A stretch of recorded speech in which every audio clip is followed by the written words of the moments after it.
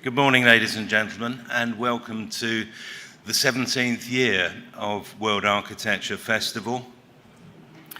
As some of you will recall from last evening, I mentioned the theme of this year's conference sessions as being tomorrow. That was partly informed by the 1973 Fleetwood Mac song, Don't Stop Thinking About Tomorrow, one of the most played tracks of all time. But more seriously, it was informed by the historian and critic Rayner Banham, who described architecture as being a history of the immediate future. And of course, on these occasions, I inevitably think back about the origins of WAF and the Inside Interiors Festival, which go back to 2007.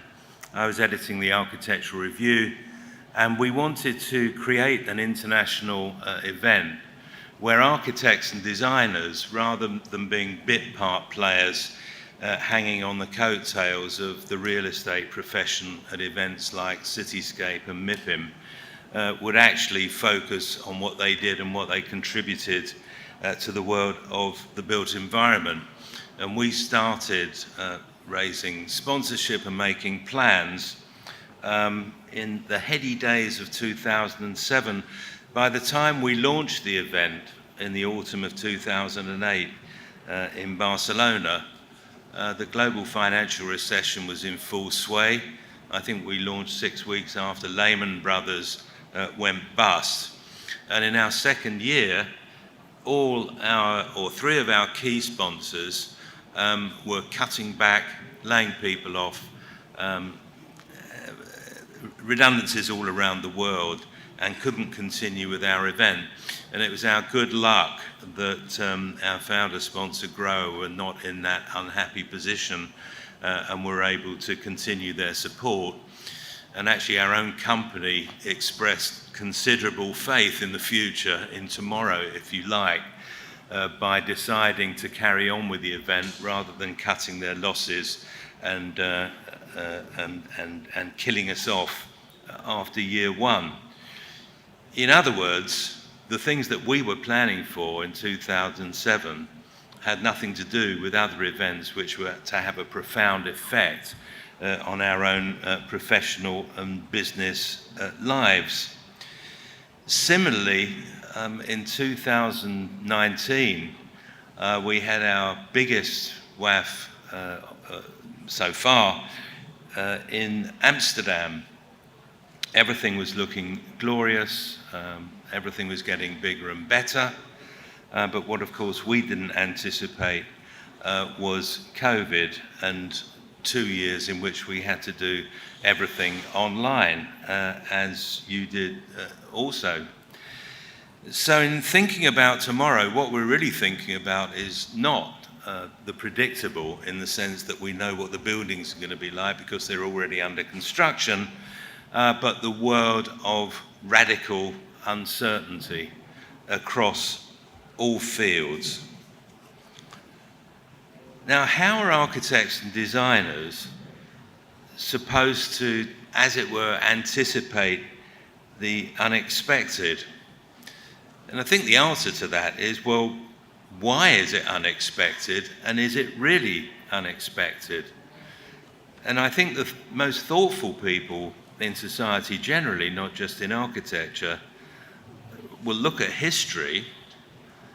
And when you look at history, you realize that things that you thought were unexpected were rather predictable. I mean, there's been plenty written about COVID, for example.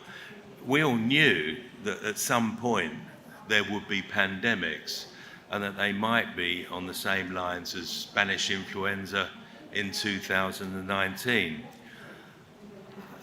But the people making the warnings were also making warnings about all sorts of other potential threats. And that bombardment of possibilities about tomorrow is what I think makes things so difficult. I mean, how many things or conditions can you plan for or design for simultaneously.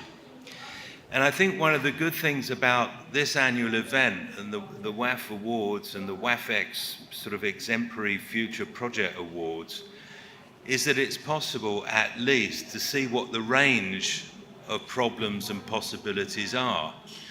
And in the crit rooms around this hall, you will see architects from different countries and cultures and geographies and climates addressing the same sorts of issues, but in their own individual way. And I think this is one of the most stimulating things about an international gathering, is that people are doing the same thing in a different way, or they're doing different things, but in the same way. So I suppose that those areas of mutual interest are supplemented by the discussions that take place on this conference stage and the secondary stage where the WAFX awards take place. I mean, if completed buildings are inevitably the outcome of yesterday's ideas, it doesn't mean that they're dated. It depends on what the quality of the idea was. The idea may last well into the future and be highly influential. In the same way, there are some future projects that are using very old ideas, sometimes quite rightly. They're not speculations about the future, they're reiterations about valuable lessons that have been learned from the past. And some of them are hypothetical and theoretical, and people say, well, you know, is there a client for that project? Does it really matter? It's the quality of the idea and the speculation that surely counts. And as a historian once remarked, better a fertile error than a sterile accuracy. Well, as we can see from all those presentation rooms, the challenges facing us are immense, but they offer the chance for inspirational responses.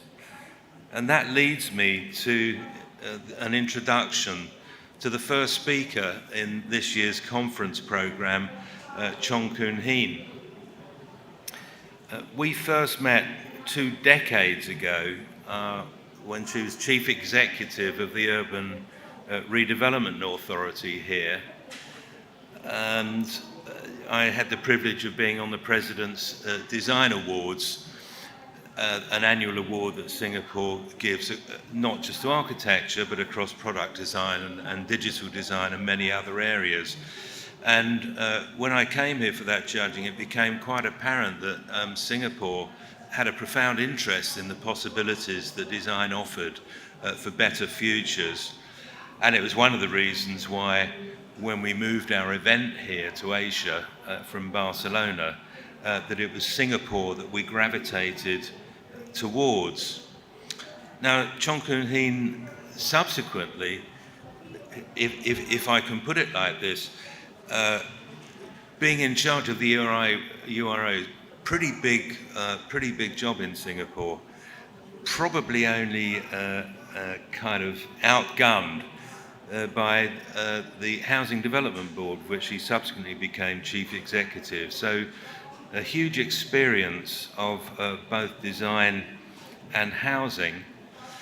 But now, she wears many hats, university hats, ministerial hats, but I'm introducing her today with just one of her profiles, which is as chair of the Lee Kuan Yew Centre for Innovative Cities, of which Singapore is an example. It learns from the rest of the world, but it has many lessons to teach the rest of the world. Please welcome Chong Koon Heen.